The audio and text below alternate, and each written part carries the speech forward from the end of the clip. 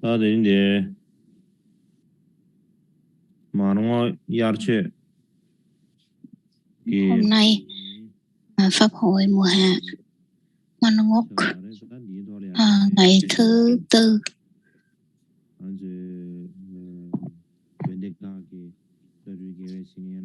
kính gửi lời chào tới tất cả chư tăng ni ở các tu viện và tất cả quý pháp hữu đang nghe trực tiếp qua mạng.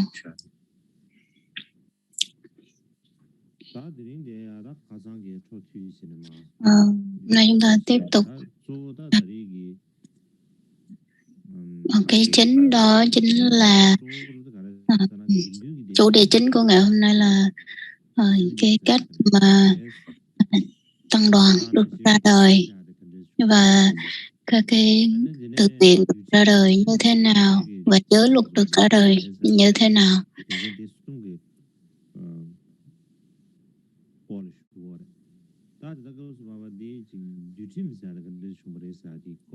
Và trước tiên đó chính là sự ra đời của giới luật.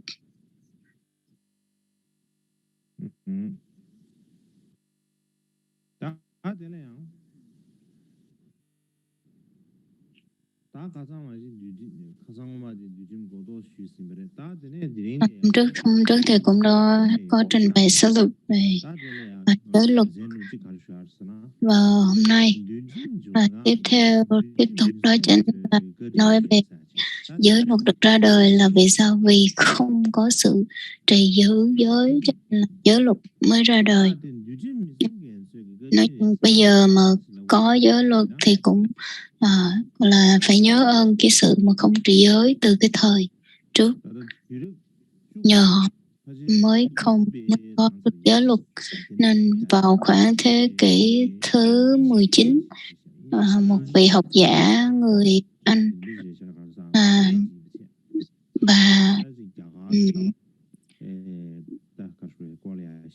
và rất là đam mê về nghiên cứu về, bà tên là I.B. Corner. Bà nói cái sự nghiên cứu của bà đưa ra nó chính là thông thường thì trong tăng đoàn của Phật giáo, giới luật được ra đời khi mà tỳ kheo và các tỳ kheo ni cái hành kiểm không tốt, hoặc là họ lười biếng, hoặc là họ phạm cái điều không có tốt, cái thần họ không có, giới luật mới bắt đầu ra đời. Cho nên lúc nào cũng có cái sự xa hoa lãng phí và hưởng thụ cho bản thân, cho nên chính vì vậy mà giới luật mới ra đời. Và trong tăng đoàn thì có sự bất hòa giữa tăng đoàn, cho nên là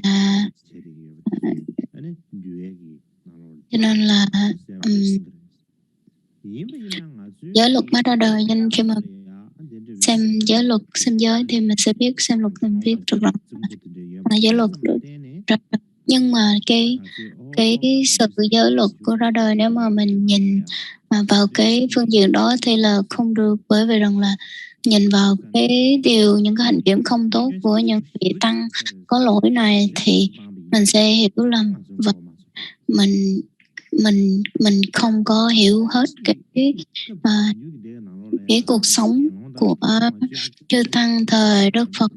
Mình nhìn rất là phiến diện, nên chứ bình thường trong tập đoàn thì dĩ nhiên sẽ có xảy ra những việc này việc kia và mặt tốt, nhưng mà phải suy nghĩ một cách tích cực, có nghĩa rằng là theo luật chế ra là bắt buộc phải có duyên khởi, là có nghĩa là phải có một người phạm những cái điều như vậy thì giới luật mới bắt đầu ra đời. Cho nên nếu như mà không có cái sự phạm luật thì chắc chắn là giới sẽ không ra được. Nếu như mà mình chế mà không có duyên khởi thì nó có được nó không có được khách quan. Và trong cái duyên khởi, nếu như mà mình không có phân tích và không có biết nhiều về cái sự cái hành kiểm của chư tăng thời đó. Nếu như mà mình nhìn về giới luật không thì mình sẽ có cái tư tưởng rằng là cái sự hồi xưa tăng ni là không thanh tịnh như vậy. Nếu mình nhìn như vậy thì nó rất không có được khách quan.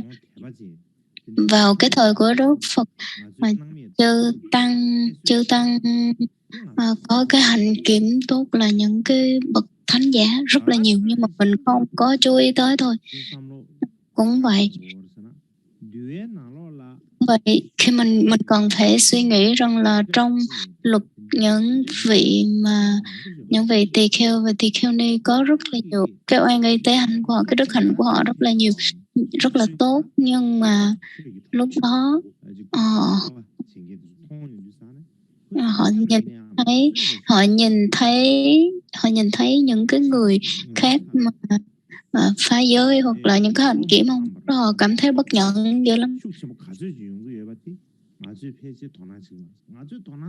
Họ không có chịu đựng nổi nếu mà người khác có cái hành kiểm không tốt, chúng bên cạnh họ hành kiểm không tốt. Nhưng mà mình khi mà đọc luật giới, mình không có nhìn vào cái khách quan, mà mình cứ nhìn chăm vào những cái lỗi mà các cái vị tỳ kheo ni đó đang phạm để mình chỉ lỗi thôi.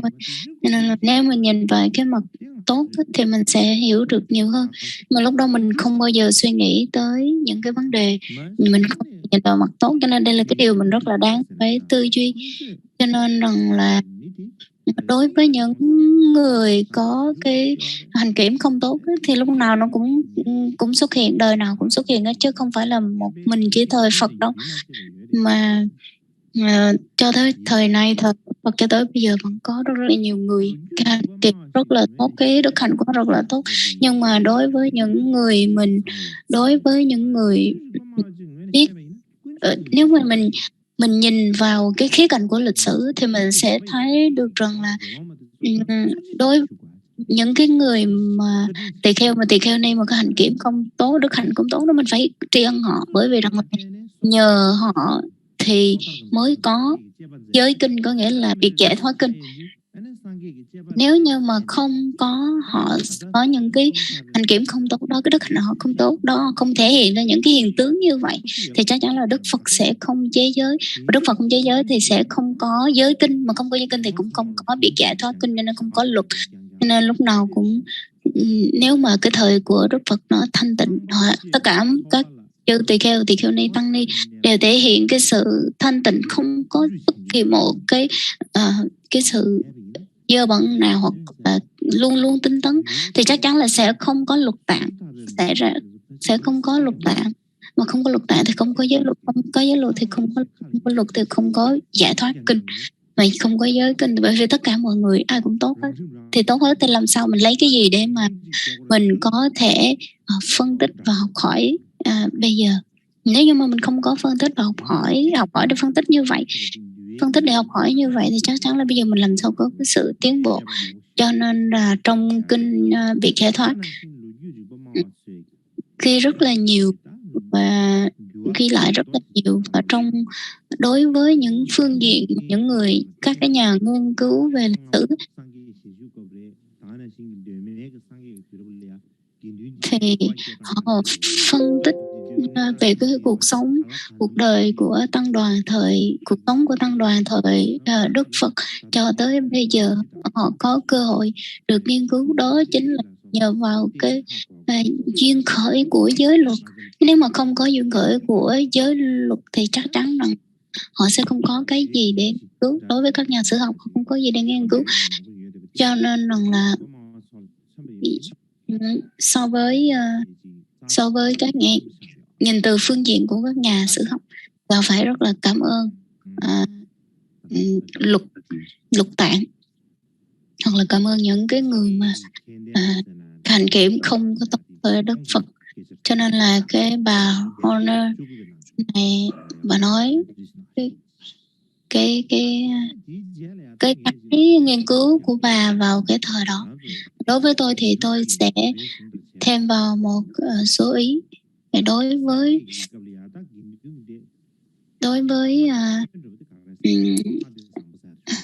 với tăng đoàn của Đức Phật. Cái tăng đoàn sớm nhất đó, tăng đoàn được thành lập đó chính là năm anh em ông Kiều Trần Như. Thì trước khi mà Đức Phật thuyết pháp cho năm anh em ông Kiều Trần Như thì chắc chắn là lúc đó chưa có Đức Phật chưa có thuyết pháp.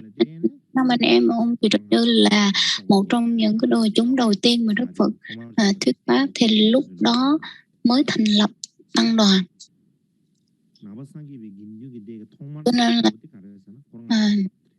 năm vị tỳ kheo đầu tiên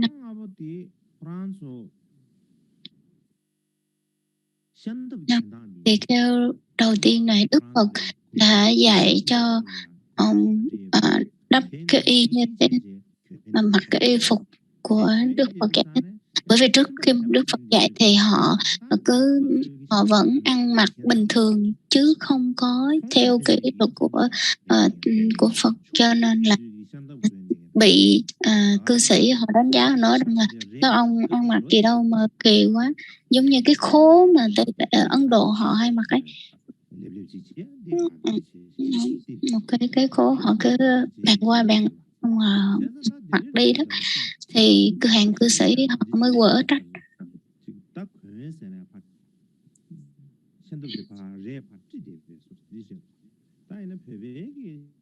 Nên đối với cái phong tục của Tây Tạng thì chư tăng đắp y hoặc là trang phục thì sau đó thì họ nối lại chứ không để nguyên một cái khổ vải, mà họ nối lại nó tròn xong rồi đắp. Nhưng mà cái điều đó nó cũng không có chính xác so với trong luật dạy, nhưng mà cho nên là cũng có một số người họ không có may nối liền cái khổ vải lại với nhau, giống như cái sâm tắc của Tây Tạng. Nên thời xưa đó là bây giờ một sự thay đổi, chứ thời xưa thì các ngài chỉ là đắp một cái khổ vải xong rồi quấn tròn lại thôi. Cái khố nói chung là nói tóm lại thì các cái vị cư sĩ mới vỡ Nam Mô Nam Kiệt Như là sau cái vị mặc y phục giống như là những nhà buôn hoặc là những người giàu có thôi, chứ không giống với đệ tử của Đức Phật. Cho nên là Đức Phật mới chế cái đầu tiên, đó là cái cách mà đắp mặc cái thượng cái hạ y như thế nào, là mặc cái hạ y phải mặc quấn tròn và đều, chứ không có được bên cao bên thấp lồi lõm nhau. Đó là cái luật đầu tiên mà Đức Phật đưa ra. Là có thể là Đức Phật đã chế cái luật đầu tiên cho năm anh em chị Trần Như, đó chính là cái cách đắp cái hạ y nó như thế nào, là mặc ở cái y ở dưới, y phục ở dưới để đắp như thế nào. Theo cái phong tục của Tây Tạng thì đó là trong những cái bộ cái điều quy tắc đầu tiên mà Đức Phật đưa ra. Và sau khi 13 năm sau khi thành Phật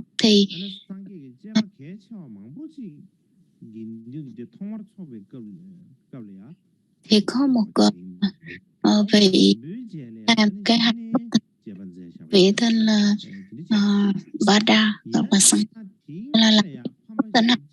Thì làm cái bất tịnh hạnh đó xong rồi, nhờ vào cái việc có phạm nên Đức Phật mới chế cái giới Balaji là giới bất tịnh hạnh. Và trước đó thì vẫn có những cái quy luật, nhưng mà không có rõ ràng, và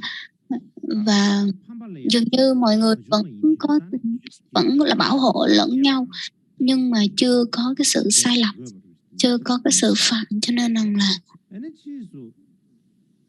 là sau đó khi mà giới luật được chế, ví dụ như khi mà một vị 6 vị tỳ kheo là lục quần tỳ kheo á, mà 12 vị tỳ kheo này, 6 vị lục quần tỳ kheo và lục quần tỳ kheo này á, nên là 12 vị tỳ kheo là xuất hiện và sau khi hai vị tỳ kheo này xuất hiện thì cái đức hạnh của họ làm đủ thứ việc không có đúng với giới luật, cho nên là nhờ vào đó Đức Phật mới chế giới.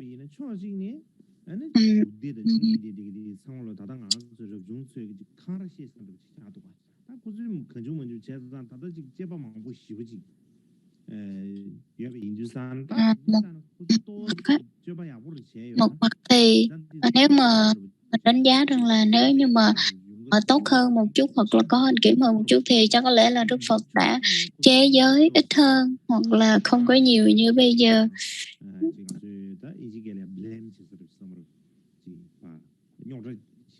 Hay là nếu như mà họ không có phải vậy thì là Đức Phật đã không có chế nhiều quy luật như vậy rồi.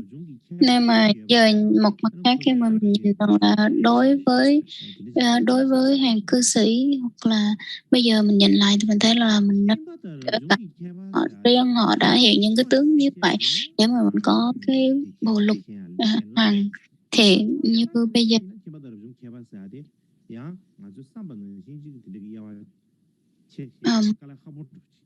Đối với một cái phương tự diện của người cư sĩ để mà mình phân tích ra thì mình thấy nó rất là khó và nó khó chấp nhận. Nhưng mà đối với Ngài Cao Ba Đời Thích Ca Mâu Ni Tuệ Che, Ngài nói rằng là để mà phân biệt giữa người tu và người xuất gia và người không xuất gia thì rất là khó. Cho nên là nếu như mà biết pháp hay là biết giáo lý hay không biết giáo lý để mà phân biệt thì rất là khó, bởi vì rằng là đối với những hàng cư sĩ mà uyên thâm về tam tạng thánh điển cũng rất là nhiều, cho nên rằng là để mà phân biệt biết pháp hay không biết pháp để phân biệt cư sĩ hay tu sĩ thì rất là khó, hoặc là để mà nương vào cái hình tướng bên ngoài để mà phân biệt tăng ni hay Phật tử thì rất là khó. Bởi vì rằng là cái hàng cư sĩ cái thời xưa hàng cư sĩ vẫn có đắp y, cho nên là họ vẫn theo cái tướng của người tu rất là nhiều, cho nên là ở phía ngoài của họ cái hình tướng bên ngoài của họ là hình tướng người tu cũng có, nhưng mà thực sự họ là một người cư sĩ. Hoặc vậy nếu như mà dựa vào cái việc rằng là tu hay không tu, người đó có thực hành pháp hay không thực hành pháp để mà phân biệt rằng tăng ni người xuất gia hay là cư sĩ thì rất là khó. Cho nên để mà phân biệt được rằng là người xuất gia hay là người tại gia thì bắt buộc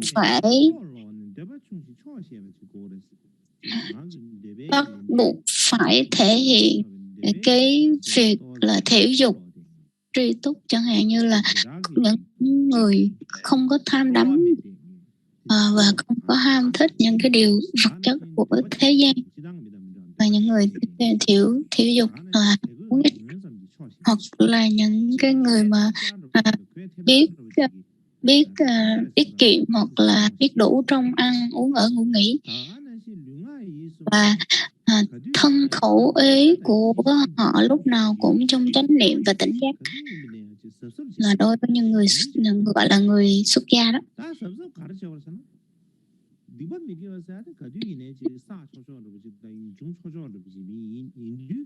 Và đối với cái cư sĩ thì họ lúc nào cũng gọi là buông lung thân khẩu ý,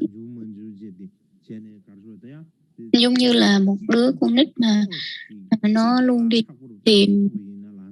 tìm kiếm những cái vật dụng hoặc là đồ chơi của mình, nếu mà nó thích thì nó sẽ đi tìm. Cho nên đối với người tu thì không có tạo những cái nghiệp ác, và cái tâm lúc nào cũng lo lắng là mình sẽ tạo những cái nghiệp về khẩu ý, và cái tâm phải giữ không có được ganh tị và cũng không tìm lỗi của người khác, phải biết chế ngự cái tâm ngã mạn của mình, và và luôn luôn luôn quán xét cái phiền não của mình.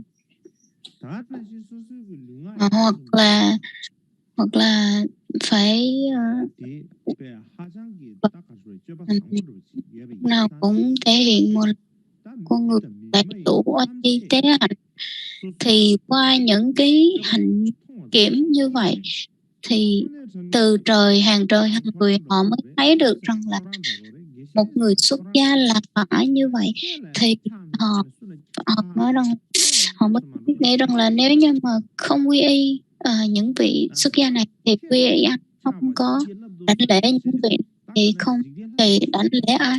Cho nên là tất cả những hàng thế gian sẽ đều quy y thì mình họ họ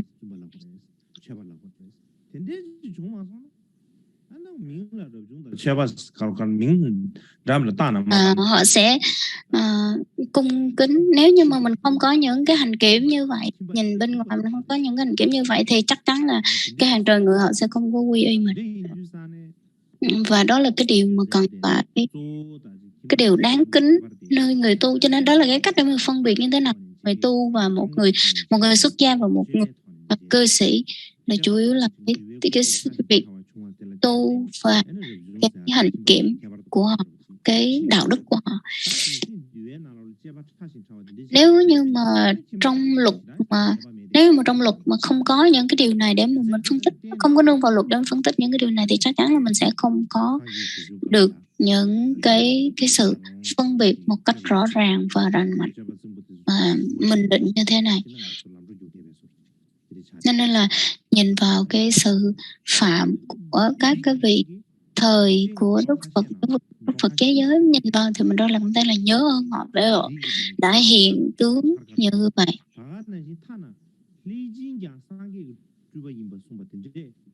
Nên là trong kinh nói tất cả những cái vị mà trong kinh Đại Thừa nha, là nói rằng là tất cả những cái gì mà các cái vị tỳ kheo và tỳ kheo ni họ phạm cái luật vào thời của Đức Phật thì họ đều là những vị hóa thân của Đức Phật hết, hóa thân của Đức Phật để mà hiện cái tướng lại đó để cho mà Đức Phật có cái lý do để mà Đức Phật chế giới. Tiếp theo đó chính là nói về việc giải thoát giới, là việc giải thoát.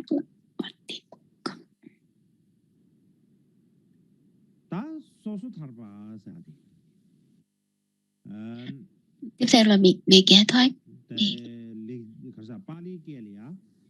Tiếng Bali gọi là Pratimokha. Tiếng Phạn gọi là Pratimoksha thì có thêm chữ kinh nữa, nhưng mà tiếng Phạn, tiếng Bali thì không có chữ kinh, nhưng mà tiếng Phạn thì có thêm chữ kinh. Nói tóm lại đó là việc giải giới kinh hoặc là việc giới hoặc là việc giải thoát giới kinh.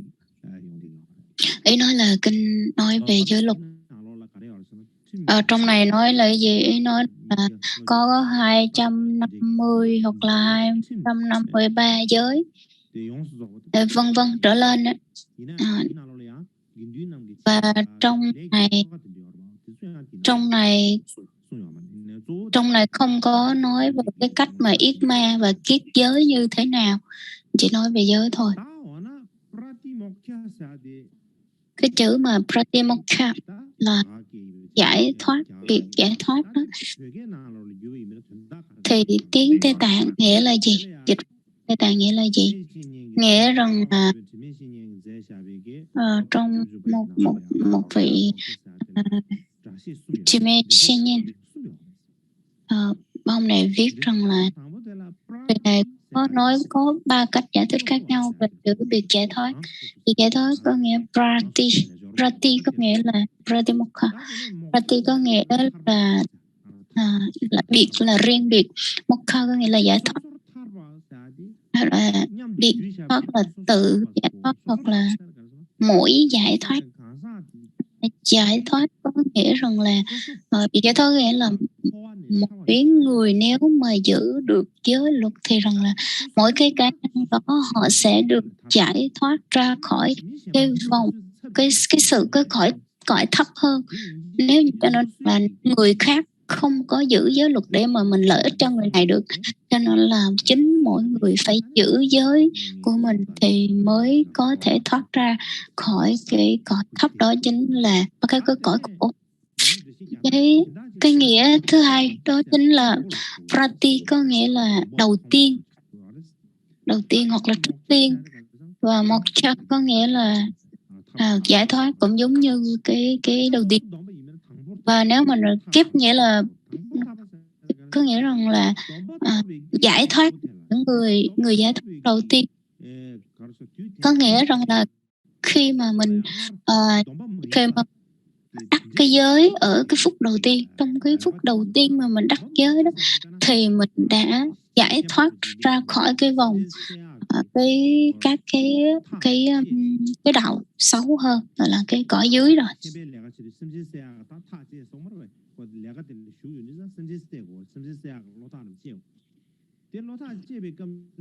Cho nên rằng là khi mà họ nhận cái giới đó, họ đắc cái giới phút đầu tiên, họ đắc cái giới thì họ đã từ bỏ những cái việc ác, đó chính là ví dụ như là họ không có sát sanh chẳng hạn. Cho nên là cái thiện nghiệp, cái thiện giới mà họ đã nhận được, họ đã đắc được rồi thì họ sẽ tự nhiên bỏ đi những cái điều bất thiện.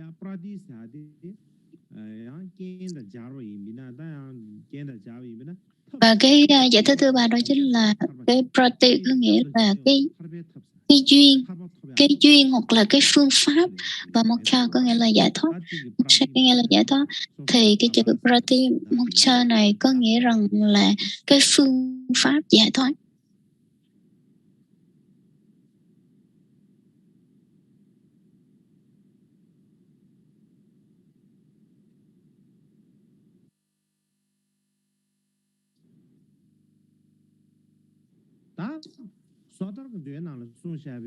Và những cái điều cấm ở trong những cái điều cấm ở trong giới luật đó, thì nếu mà xét về căn bản nhất thiết hữu bộ thì họ sẽ phân tích rằng là 5 thiên 7 tụ là năm thiên, là 5 cái thiên tội trong luật. Và ở đây thì chúng ta không nói về 5 thiên tội của luật, mà mình sẽ chia ra thành là 8 cái tụ, 5 cái thiên tụ, 8 tụ. Cái thứ nhất đó chính là theo truyền thống của Bali là Balaji, Tăng Tàn, Bất Định Pháp, đây tất kỳ ba nhật đề, thứ năm là ba nhật đề, thứ sáu là hối quán, thứ bảy đó chính là pháp trung học, và thứ 8 là pháp diệt trắng. Như chia lên làm 7 nhóm khác nhau trong việc giải thoát giới.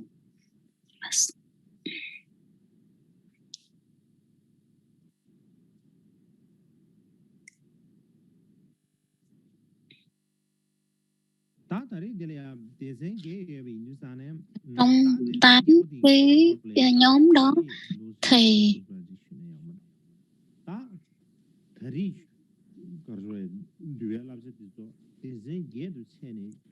trong 8 cái nhóm đó thì chúng ta sẽ theo cái truyền thống của Bali để chia ra làm 8 cái phần này.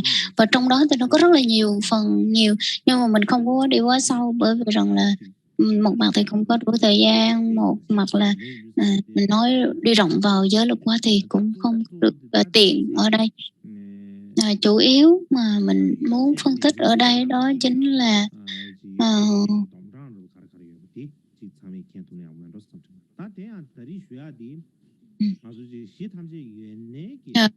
cái việc giải thoát giới của theo nguyên thủy, mình cũng không theo căn bản nhất. Phân tích ở đây không phải là căn bản nhất thiết của bộ, mà tôi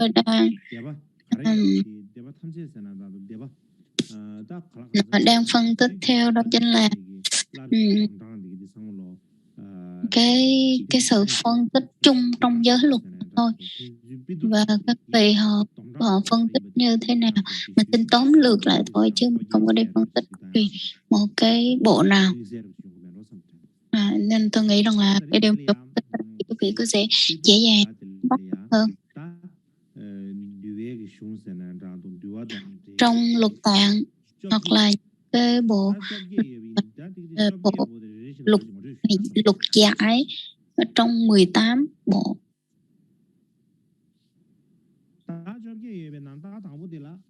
Trong 18 bộ, cái bộ tiên đó chính là hay dùng cái từ là nguyên thủy hoặc là thượng tọa bộ, đó là Theravada.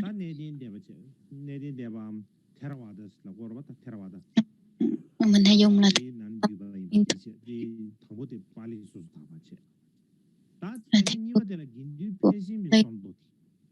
thứ hai đó chính là đại chúng bộ. Đại chúng bộ thì theo cái đối với Tây Tạng thì không có, nhưng mà chỉ được truyền thừa ở Trung Quốc thôi. Đại chúng bộ đó chính là Mahasanghika. Ngài có ghi ở đây, có ghi tiếng Phạn và tiếng Phạn. Cái thứ ba, phái thứ ba đó chính là ngũ phần lục. Ngũ lục chủ yếu là được dịch qua tiếng Trung Quốc thôi, là gọi là hóa địa bộ, có nghĩa là Mahimsaka. Tiếp theo đó chính là tứ phần lục. Tứ phần lục cũng được dịch sang tiếng Trung vào cái truyền thống của ta. Thứ năm đó chính là giải thoát giới kinh, thì cũng chỉ được dịch ra tiếng Trung mà thôi. Cái phái này gọi phái với xung thì gọi là Kassapia. Phái tên là Kassapia.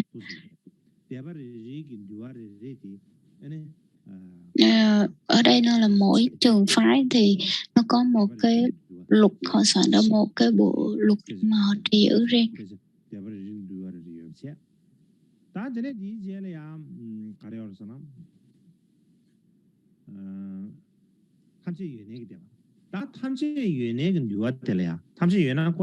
Tiếp theo đó là căn bản nhất hữu bộ. Căn bản nhất hữu bộ thì có rất là nhiều cái bộ khác nhau, là trong cái thời của Tôn Hoàng á.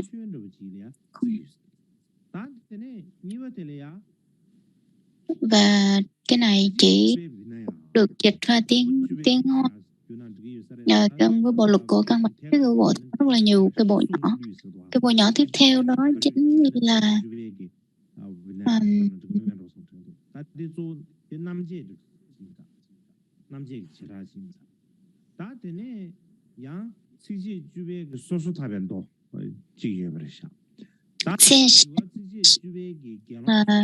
Binaya. Tiếp theo đó chính là thập tụng lục. Và tiếp theo nữa đó chính là kinh biệt giải thoát. Thì ở đây một vị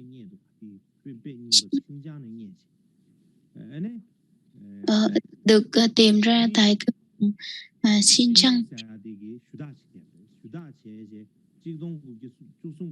Và tiếp theo đó chính là cũng là cái bộ kinh của bài kinh người ta tìm ra vào năm 1913. Ở đây có năm bộ kinh lục, 5 bộ lục khác nhau, cũng đều chỉ cho một cái bộ, đó là nhất thiết hữu bộ. Cái này đó một nhất thiết cử bộ, phái nhất thiết cử bộ, nhưng mà họ có 5 bộ luật khác nhau.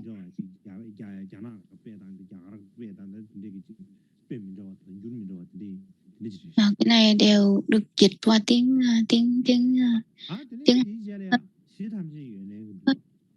tiếp theo đó là căn bản nhất thiết cử bộ. Thì đối với căn bản nhất thiết cử bộ, căn bản nhất thiết cử bộ đó là một trong những cái bộ nhỏ ở trong 18 bộ phái. Cho nên là theo truyền thống của Tây Tạng là đang theo cái truyền thống căn bản nhất thiết cử bộ này.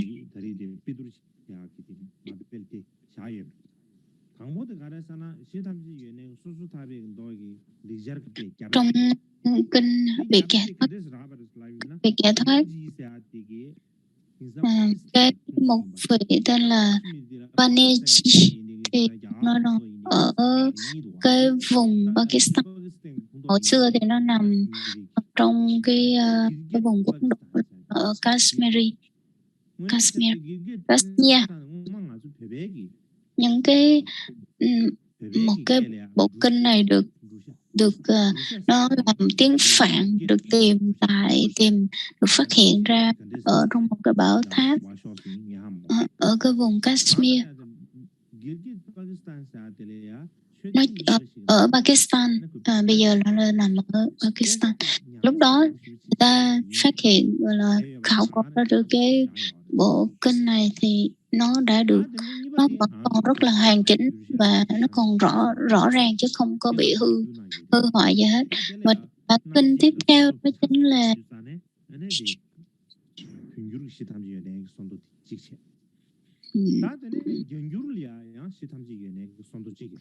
biệt giải căn bản nhất của kinh. Tiếp theo đó chính là cũng là một cái phần của bộ kinh, không hẳn là 100% là luật, nói về luật, nhưng mà nó vẫn còn tồn tại và nó được người ta lấy giống như bộ từ điển để mà có thể so sánh giữa kinh và luật.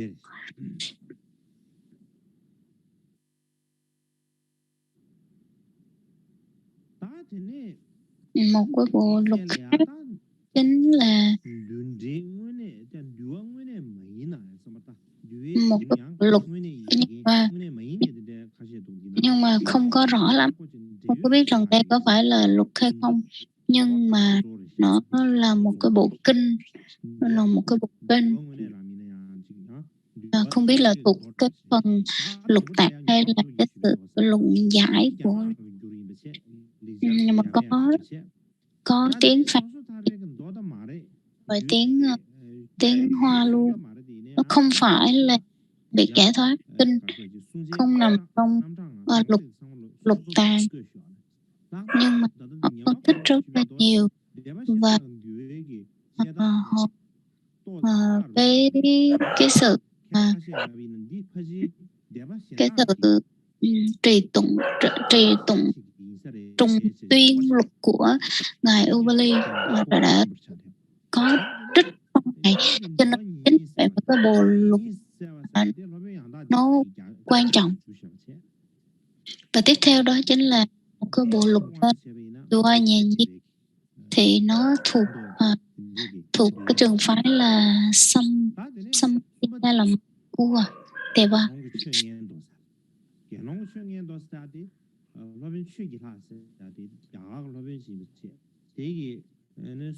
Theo đó chính là Kỳ Lung Dị Chuyện về tôi là năm pháp của tỳ kheo, kinh năm pháp của tỳ kheo là do một cái vị mà Ramadeva dịch sang tiếng Hoa. Tiếp theo đó chính là kinh Đại Bát Nước Bàn. Thì trong kinh Đại Bát Nước Bàn cũng có trích về một số luật dị tạng ở trong này. Ở đây ngài trích cái kinh này nè. Và trong 18 cái bộ phái đó thì trong đó có là Phan Nguyên Thủy, rồi chia ra 18.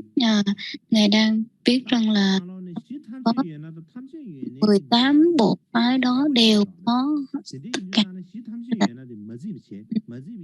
thì trong đó có 8 bộ phái thì họ được 8 cái mới nêu ra để họ đã áp dụng tất cả một trong cái bộ kinh mà mới nêu ra vừa rồi.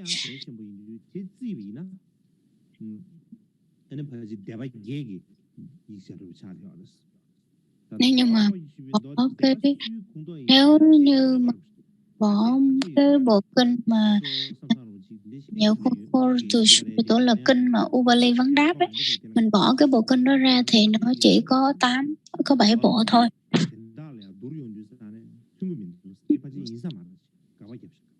Họ kêu là họ nói rằng là nếu mà xong lục khác cũng không có đúng, cho nên họ chỉ tính 8 cái bộ luật ở trong cái phần mà mẹ vừa mới nêu thôi.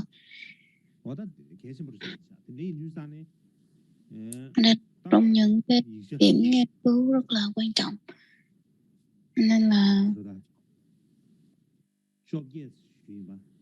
trong 18 bộ phái, trong đó có 18 cái bộ luật khác nhau. Chúng ta giải lao chưa tới khoảng ít hơn 30 phút.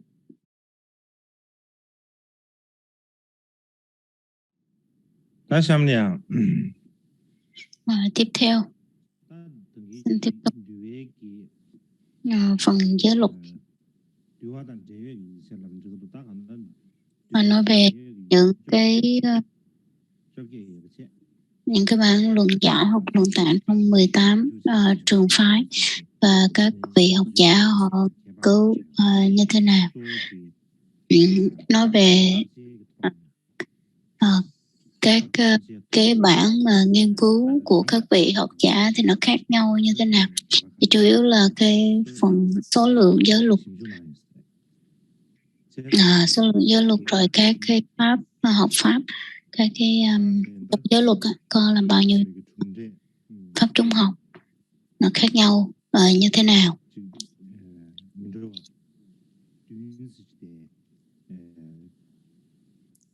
Có sự 7 sự khác nhau hoặc là 8 sự khác như hồi nãy đã trình bày xong.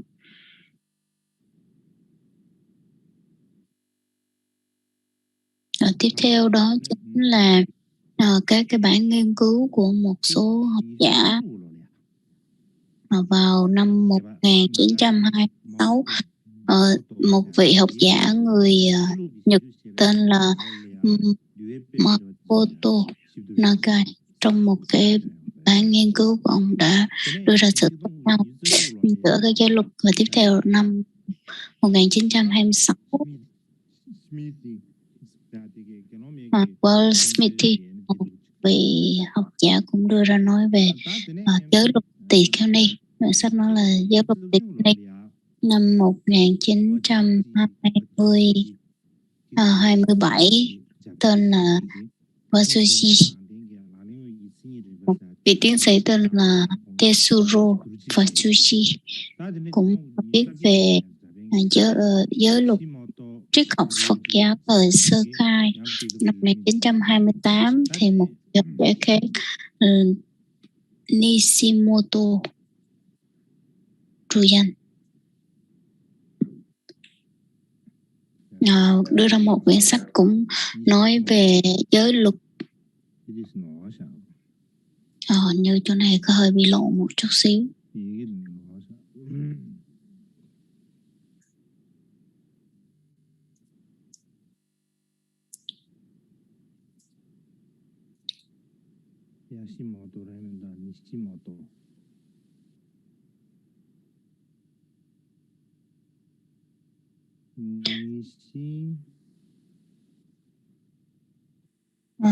Năm 1928 thì một vị học Nhật tên là Nishimoto.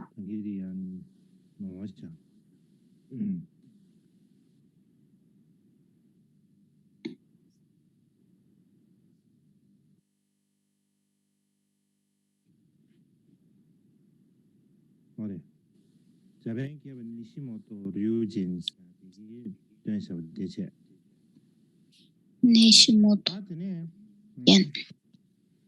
Và tiếp theo đó chính là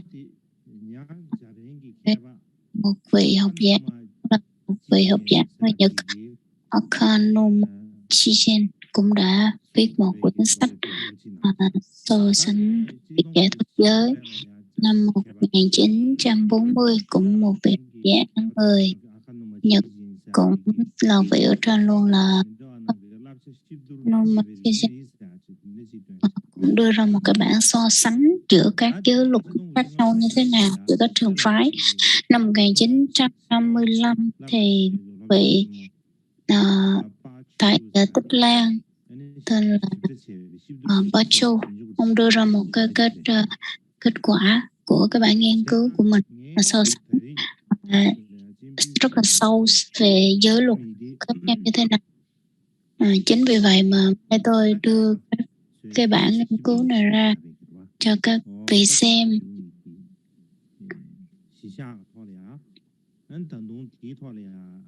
Tiếp theo cũng còn nữa, đó chính là một vị học giả người Nhật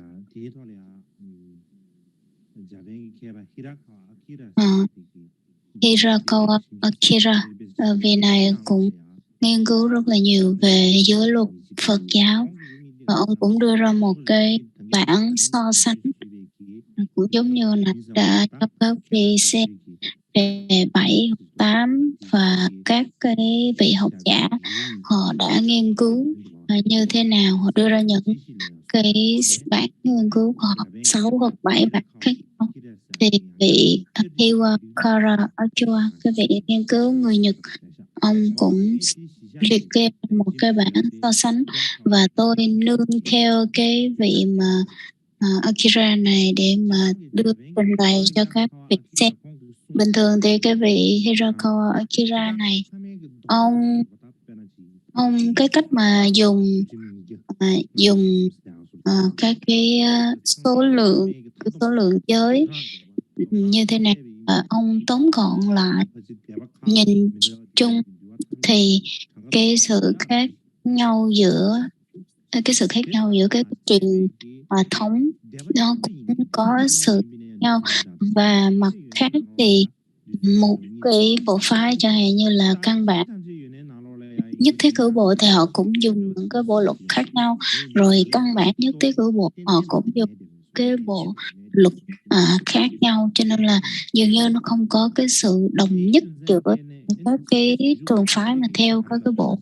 Cho nên là sau này các vị nghiên cứu thời hiện đại họ mới nói rằng là có thể là không biết là các vị nghiên cứu thời sau họ có bị sai trái hay nhầm lẫn cái gì không.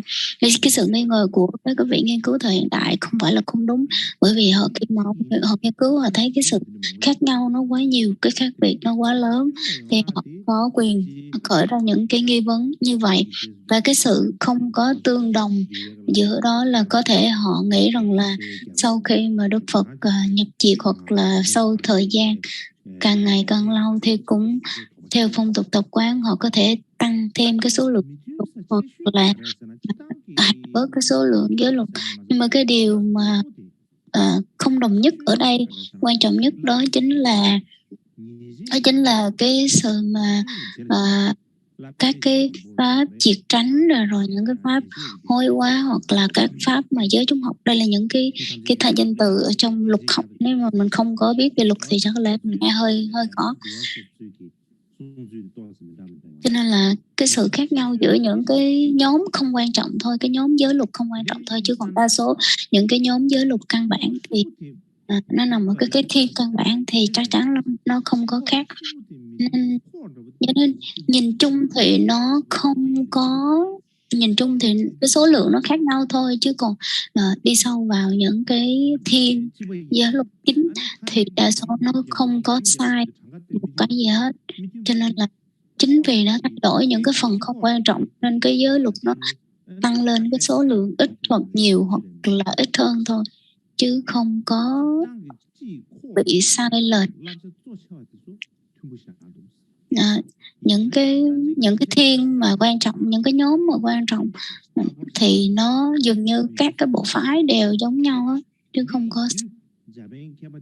Cho nên chính vì vậy cái vị học giả Nhật Bản thì ông mới kết luận, ông nói rằng là nhìn chung thì cái sự khác nhau có số lượng, nhưng mà những cái thiên quan trọng, những cái phần, những cái bộ quan trọng, những cái phạm trù quan trọng đó là những cái nhóm quan trọng đó, nó không có sự khác nhau và rất là tương đồng nhau, cho nên là nó có sự thay đổi như vậy thôi.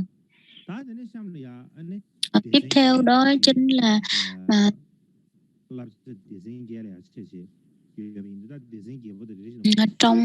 trong 8 cái nhóm giới luật hoặc là 8 tụ giới luật ạ.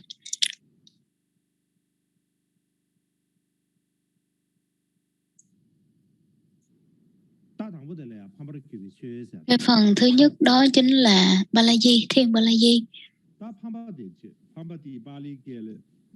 Balaji tiếng Bali là nó hơi khác, mình không cần nói ra, nhìn vào có thể hiểu được cái vấn đề đó là trong tất cả các bộ luật đều nói rằng là tăng thì có 4 giới Balaji. Mình không có nói rõ cái gì, nhưng mà theo đó chính là Tân Tàng. Tân Tàng thì chữ Tăng thì có 13 giới Tân Tàng, chữ Tăng thì tất cả các bộ đều giống nhau. Cái thứ ba đó chính là bất định pháp, nhóm bất định pháp.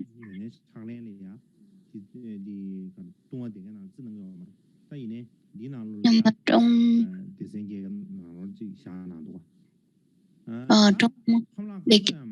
trong nhất thiết cử bồ thì không có.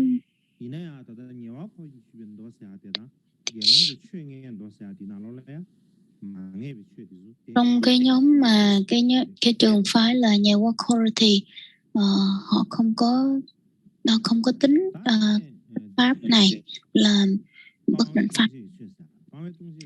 Tiếp theo đó chính là Nitaki, thiên Nitaki Ba Nhật Đề. Nhóm Nitaki Ba Nhật Đề thì chư tăng thì có 13 giới dành cho tỳ kheo.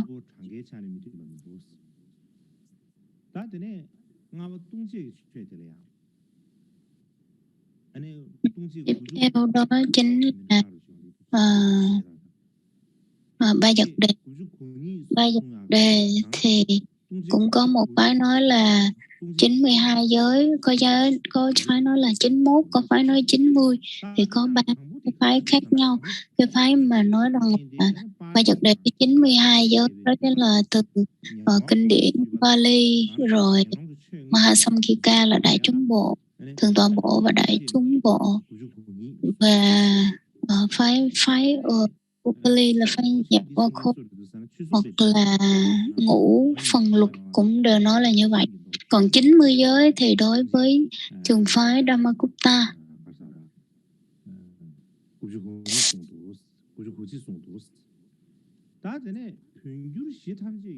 Vân vân. Rồi tiếp theo thì 90 giới đó chính là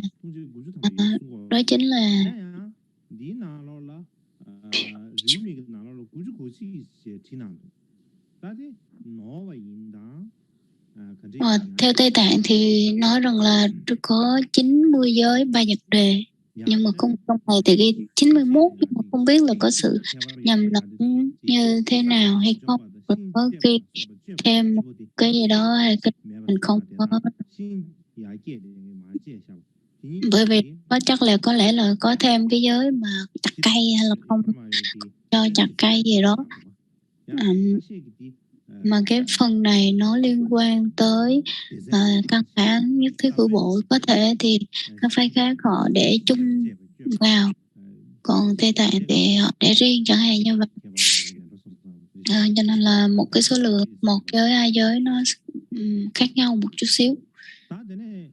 Tiếp theo đó chính là cái phạm trù thứ 6. Món thứ 6 đó chính là pháp hối quá.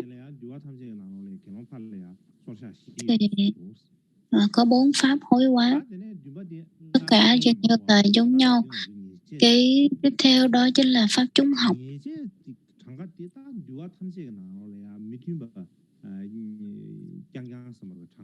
Pháp chúng học đó chính là dường như tất cả các trường phái đều khác nhau chứ không có giống. Chẳng hạn như theo Thượng Tọa Bộ thì có 75, Đại Chúng Bộ thì có 66 hoặc 67, hoặc là với nhà Bakoro thì nó là 72, Dhammagupta thì nói 100. Dhammagupta và Mahissasa là hoặc là bên Viện Giải Thoát thì họ nói 107, hoặc là theo căn bản với cái hữu bộ của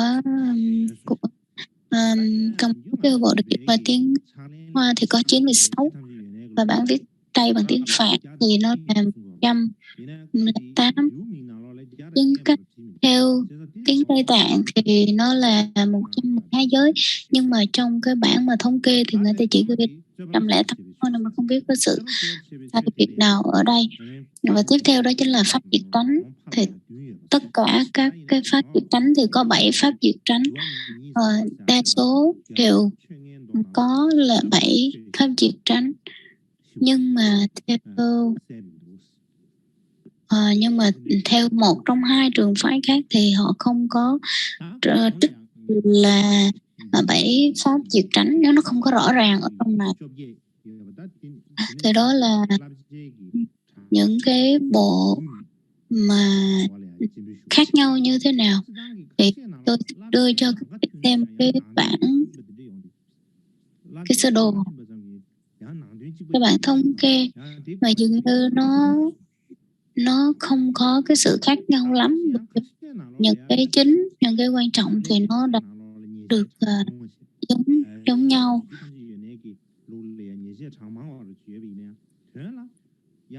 Và có một số chẳng hạn như là pháp chúng học thì có một số trường phái thì nó nhiều hơn, mà một số trường phái thì ít hơn, nhưng mà đa số thì nó cũng đều giống nhau. Một cái là nó tóm gọn lại, một cách thì nó mở rộng ra, cho nên là cái số lượng nó nhiều hơn ở nó ít hơn thôi, chứ còn thực ra không có cái sự khác biệt gì nhiều.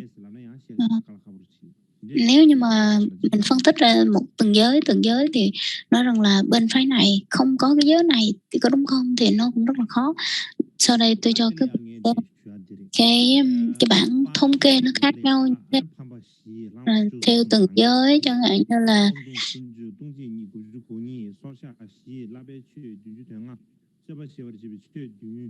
theo thì là có 227 giới cho tỳ kheo. Và ở trên thì có nhìn vào trên màn hình thì mình sẽ thấy được là các cái tông phái như 17 cái trường phái thì 18 cái trường phái, thì mỗi trường phái họ có bao nhiêu cái giới, và mỗi cái tụ giới nó có bao nhiêu cái giới nhỏ thì nó đều có trong này hết. Và chủ yếu họ đều dựa trên việc kể thoát giới hết.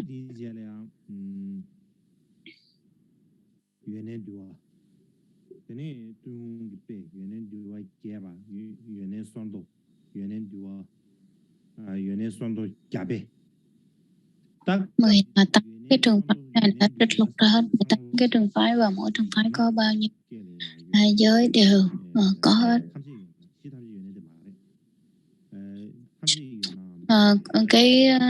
Cái trường phái mà từ Trung Quốc mà truyền qua thì đó là pháp hộ bộ.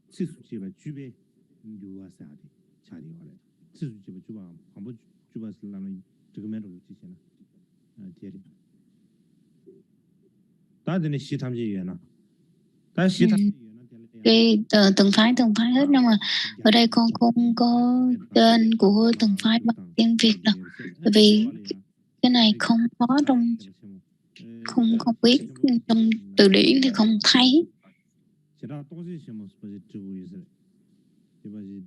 Và sự tìm hiểu và nghiên cứu cũng chưa có được chặt chẽ lắm về những cái tông phái này. Cái tên là gì mà tên tiếng Tạng thì biết, mà tiếng Việt thì con không biết đâu.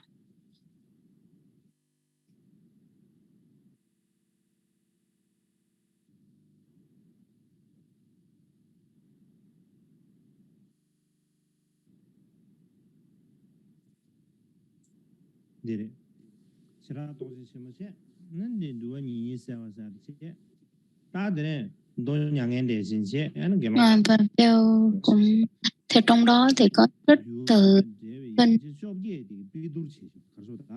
kinh Đại Bát Niết Bàn, và người ta đã nêu ra hết từng phạm trù của giới, từng nhóm của giới, thì đối với mỗi nhóm của giới đó, đối với từng bộ phái nó khác nhau như thế nào, nó nhiều hay nó ít.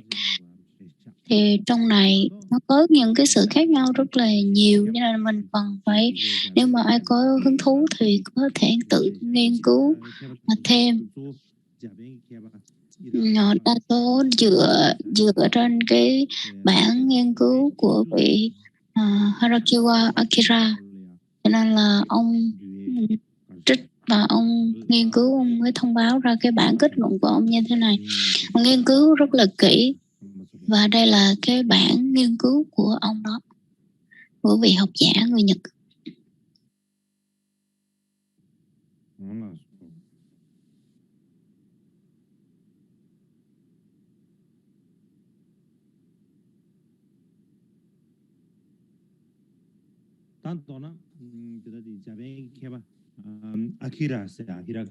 Nói tóm lại thì cái vị học giả người Nhật tên là Akira đó, thì ông nói rằng là đối theo truyền thống của Nguyên Thủy thì có tăng thì có 227, và thì trong đây thì có 311.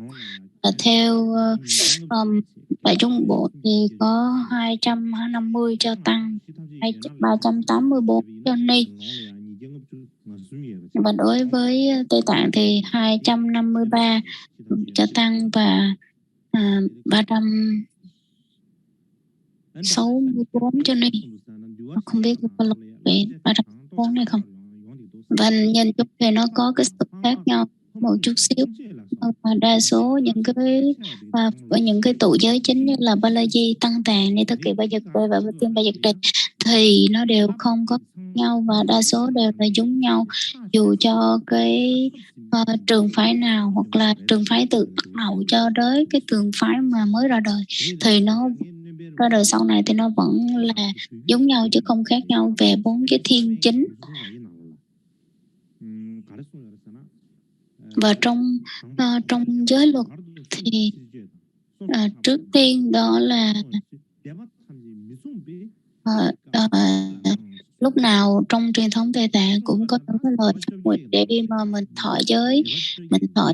Đó chính là trước tiên là phải thọ giới, xong rồi trì giới, hoặc là nếu như mình phạm giới rồi làm sao để mà sám hối và để mà khôi phục thọ lại cái giới của mình, hoặc là trong kinh bị kể thoát giới, thì tất cả đều không có sự bất tương đồng ở đây. Cho nên là tất cả nhìn chung thì cái phần cốt lõi và phần chính yếu thì nó đều là giống nhau.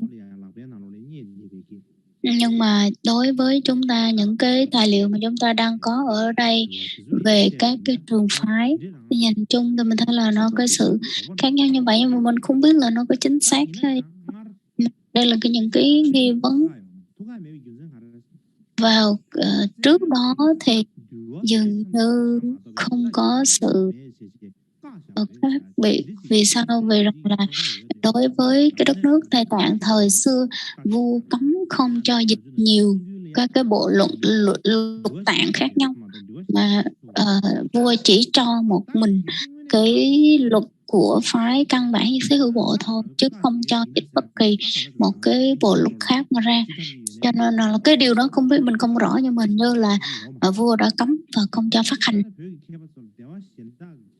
Cho nên là sau này có một số người, một số vị một số vị nghiên cứu để bên tiếng Tây Tạng thì họ rất là khó khăn, bởi vì họ không có bất kỳ một cái tài liệu nào về tiếng Tây Tạng nói về những giới luật của những cái trường phái khác. Cho nên là không biết có phải là những cái lời dạy của các cái vị học giả tiền bối hay không. Vào nhiều cái ngôn ngữ, nếu mà mình biết được những ngôn ngữ và mình có cơ hội nghiên cứu từ những ngôn ngữ khác nhau về cái thời xưa các vị viết và kết luận như thế nào, đưa ra những cái luận giải như thế nào, và những cái ngôn ngữ khác nhau nó như thế nào, mình nếu có cái cơ hội nghiên cứu, đó cũng là một cái điều rất là quan trọng. Bởi vì rằng là vào trong Tây Tạng hoặc là tiếng Tây Tạng thì nó chỉ có một cái bộ luật của căn bản nhất thiết của bộ thôi. Nhưng mà sau này khi mình biết rằng là có 18 trường phái, mà nếu như mà mình không có nói rằng là trường phái nào là đúng, nhưng mà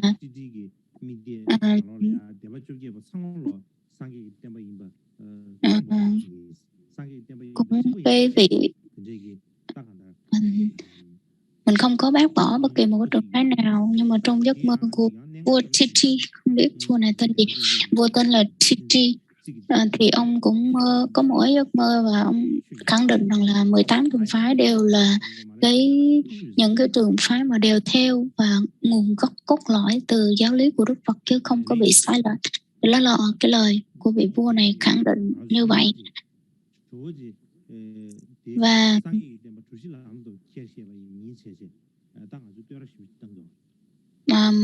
đối với truyền thống của người Tây Tạng thì họ cũng quan điểm, ví dụ như trên Tạng thì cái vị chúa ở Tây Tạng họ là một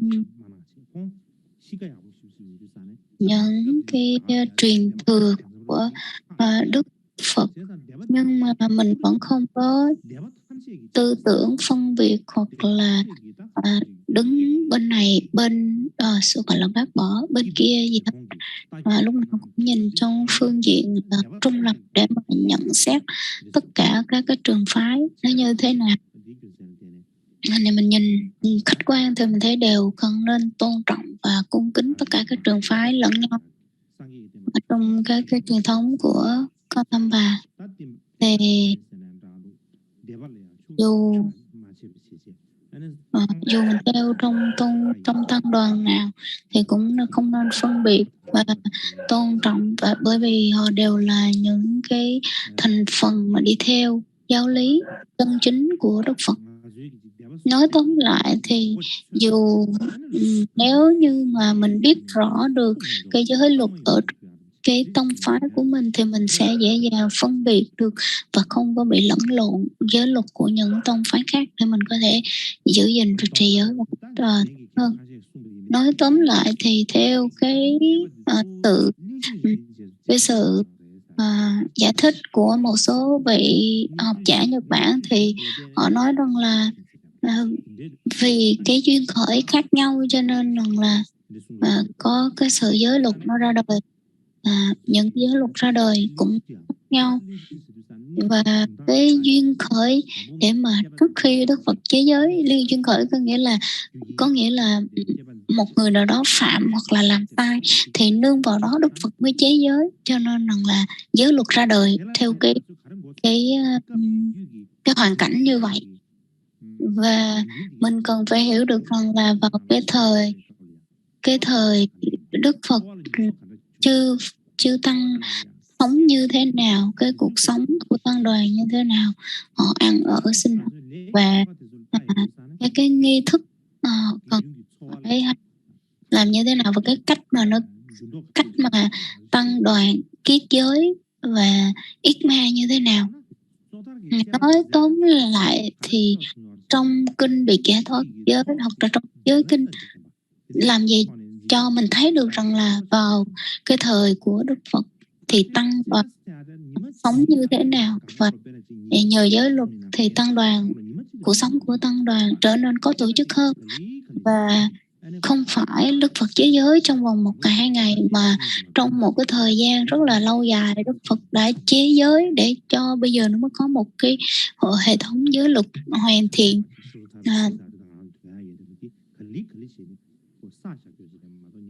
Cho nên giới luật Đức Phật chế ra là theo cái thời gian rất là lâu. Từ từ Đức Phật mới chế giới ra, và sau khi mà Đức Phật nhập Niết Bàn, Đức Phật lúc mà Đức Phật sắp nhập Niết Bàn, Đức Phật cũng nói rằng là tăng đoàn không cần phải nương vào bất kỳ một cái giới, một cái vị nào để mà nương. Là Phật mới nói rằng là không cần có một người nào mà lãnh đạo tăng đoàn đâu. Rồi Đức Phật mới nói rằng là nếu như mà chia ra làm hai cái nhóm để lãnh đạo tăng đoàn khác nhau thì nó sẽ rất là dễ dẫn đến tranh chấp và bất hòa. Cho nên là vì cái tranh chấp và bất hòa nó sẽ xảy ra, nó có nguy cơ xảy ra. Cho nên Đức Phật đã đưa ra một cái giới luật để mà cái cách để mà yết ma, làm sao cho chư tăng có thể hòa đồng và hòa hợp hơn, không có bị xảy ra những cái tranh chấp và bất hòa. Thì cái yết ma đó chính là bắt buộc chư tăng phải nhóm lại với nhau và hội ý kiến của nhau. Bây giờ thì mình thấy rằng là chư tăng phải ngồi lại yết ma đó là hỏi có thành hay không, có chấp nhận việc này việc kia hay không. Nhưng mà đó là mình nhìn mình thấy hiện tại thôi, chứ cái thực tế hồi xưa có thể rằng là trước tiên là tăng đoàn phải họp lại và thảo luận với nhau những điều nên làm và những điều không nên làm, và tất cả những cái điều mà các vị đồng ý nên làm gì và không nên làm gì. Trong luật có một điều đặc biệt là một người không đồng ý thì hoàn toàn cái việc mà yết ma đó không thành. Nghĩa là tất cả các chư tăng, mỗi thành viên trong tăng đoàn đều phải đồng ý thì mới được thực hành. Mình không phải là tiểu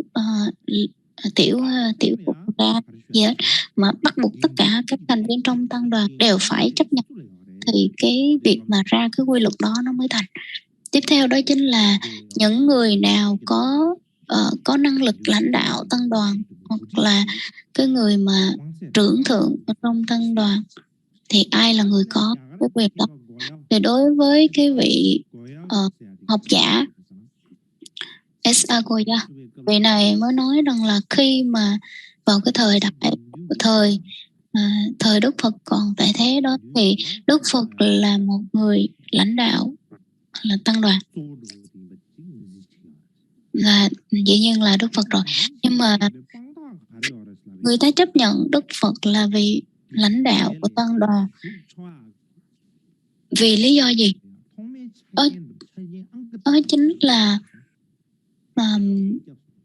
Đó chính là cái lý do đó chính là trước tiên muốn gia nhập vào tăng đoàn phải bắt đầu cái việc là quy y trong quy y tam bảo. Quy y tam bảo, nếu không quy y tam bảo thì không thể nào gia nhập vào tăng đoàn. Nên là khi mà quy y tam bảo thì bắt buộc phải quy y Phật bảo. Quy y Phật bảo thì đó là cái điều rất là tự nhiên. Dĩ nhiên Đức Phật là một trong những cái người mà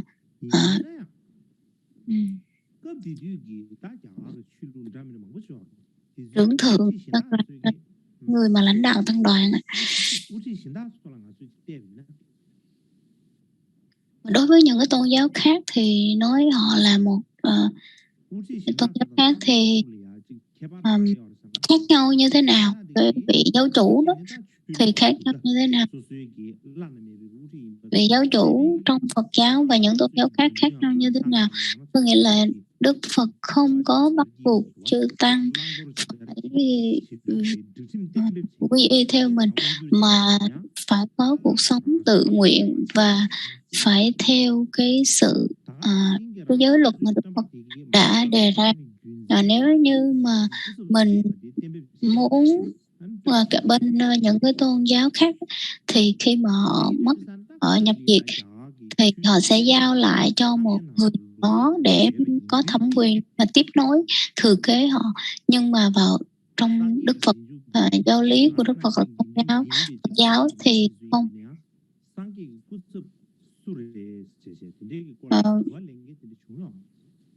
Vào cái thời kỳ của Đức Phật, khi mà Đức Phật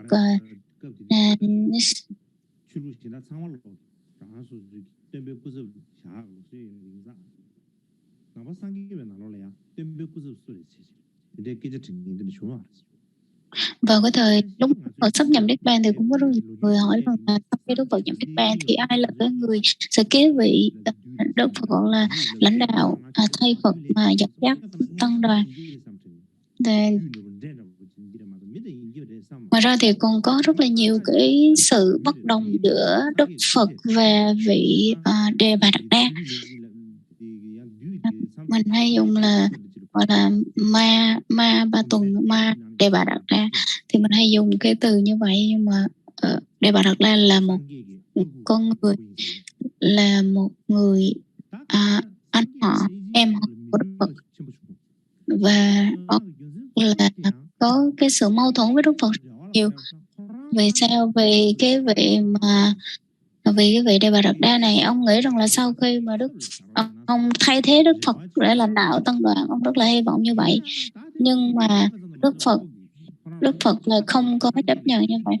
Là ông đã thưa Đức Phật như vậy. Ông thưa Đức Phật rằng là hãy để cho ông kế vị và truyền thừa Đức Phật. Nhưng mà Đức Phật đã không chấp nhận như vậy.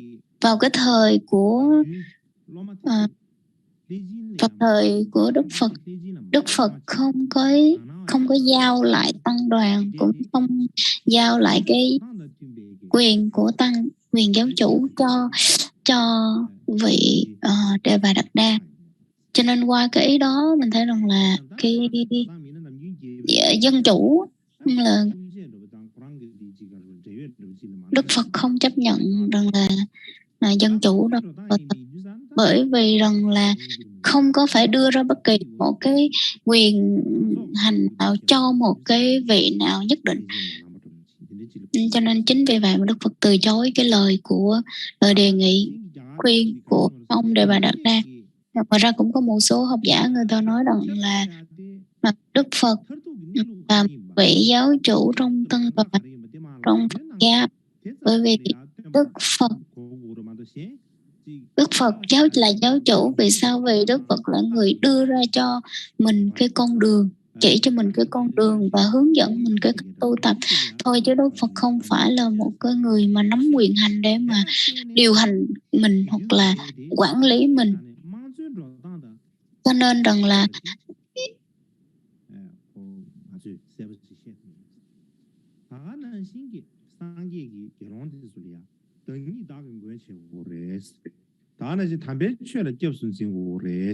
cho nên là cái điều mà cái nhìn vào lợi ích của số đông, và khi mà Đức Phật nhập Niết Bàn thì Đức Phật nói rằng là mình hãy là cái người là bảo vệ mình, và mình là cái người mà dẫn đường cho chính mình, giống như chính mình là cái người mà thiền tri thức cho mình, và mình nương tựa nơi chính mình, bảo vệ nơi mình, chứ không nên nương tựa vào bất kỳ một cái người nào khác ở bên ngoài.